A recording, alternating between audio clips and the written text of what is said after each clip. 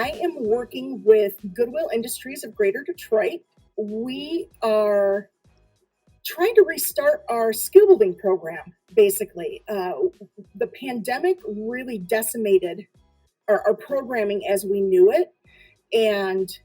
we're trying to build it from the ground up. We're taking a look and seeing what things were working for us before, and what things weren't, and then trying to redesign things and really change what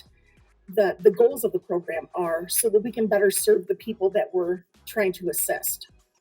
Digitability has helped us to make sure that we help them to bridge those gaps that have happened either in their education over time or in their lives over time, where they just haven't had experience or been exposed to things. So, digitability has given us a lot of that missing piece where we have not been able to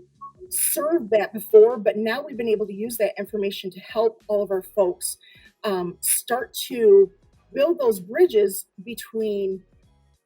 what they currently know, the digital skills that they may or may not have now, and then how that's not only affecting them in their current job and helping them in their current job, but how it's going to help them in their future goals, their future employment and vocational goals.